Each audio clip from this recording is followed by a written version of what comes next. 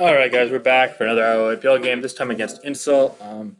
What's awkward about this matchup is Insult has a lot of my teams, so I kind of had to change it up a bit. I used Mammo's line. It actually looks pretty good here, but he definitely has some major threats to my team. Running a Mungus into Heatran is never really ideal, especially in a post-board meta game, just because you can kind of come in and just recover all the way up, because leftovers protect.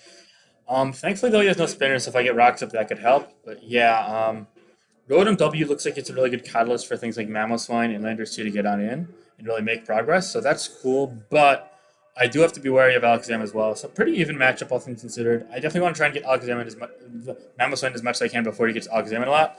We're seeing Rotom lead into Pharaoh, and he goes Heatran on the Wisp, and this is the kind of play that, while is okay in the short term, I don't actually love a ton because Heatran actually is really good here, and letting him take a Hydro turn 2 kind of sucks, but it turns out he's a toxic right, not even rock. So I guess he doesn't really need the health a ton anyway. Um, because I do have a spinner, so keeping your rock healthy would be great. But yeah, now he goes substitute as I just volt out, and it eats that with ease. But now I can go Landorus T here, and so what happens here is I go for U-turn knowing that it almost always breaks the sub, unless he's like max spells defense sub, which he couldn't be because he's faster than my Rotom Wash. So I U-turn here, break the sub, and now I go Rotom, and it takes 32%. So he's like modest. It's that flash fire boosted flamethrower. So I'm like, okay, bet.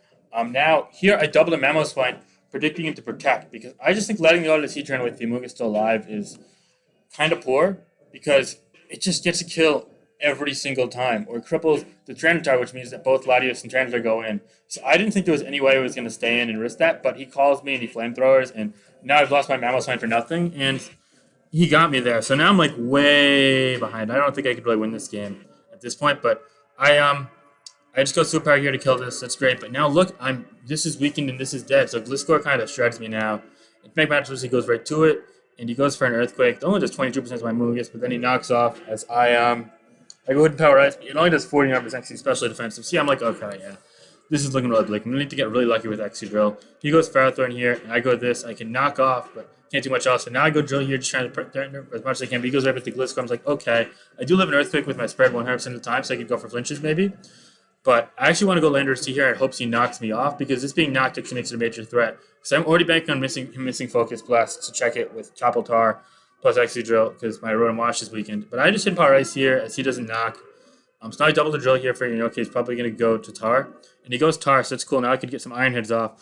I'm hoping he doesn't go Fair. I'm hoping he goes Gliscor. He goes Gliscor, and I go Iron Head, so I do 47. Like, okay, please. I do live in Earthquake. Give me this. Be slower. He protects. I'm like, yeah, okay. I Iron Head again here, and 52%, and I get the flinch. I'm like, okay, I have an outside chance here. I'm still behind, but you never know. He protects here again, and now he goes Ferrothorn as I just Iron Head again. And I really wanted to Iron Head again here, honestly, but I was thinking he's going to stay in so I could just Earthquake. But he goes Latios, and I just Rapid Spin. Actually, it's like, okay, mid-ground. Yeah, that was fair. So it's not bad. And now I'm like, okay, maybe he goes back to Blue Score, but I got to protect or go to Amoonguss because he's probably going to go Surf, and I can't let this die. And he makes a really nice play and goes back to Blue Score there. So Insult's just a step ahead of me this game. I can Power Ice there, and now he goes Ferrothorn as I double Excadrill, which is great for me, but like I've got to get the move right and then some, and I Iron Head and he stays in. So yeah, I take Power Whip, Iron Head again, and he kills me. Now this game's pretty much over. There's nothing I could do. I just go super powerful. Yeah, I mean, I just bleed out from this point. I can't beat Gliscor plus Alakazam, let alone with Latios and Tranitar in the back as well. My spinner's gone, so if he gets any spikes up to stay, yeah, I could get I can't even get the kill here if he crits it, but again, that's just between like a 4-0 and a 3-0 probably ultimately. So yeah, as you see, he just wins here and locked in bar ice, and that's a wrap. Short game. He really got me pretty much that turn with Heatran where he predicted the Mamoswine, won him the game on the spot.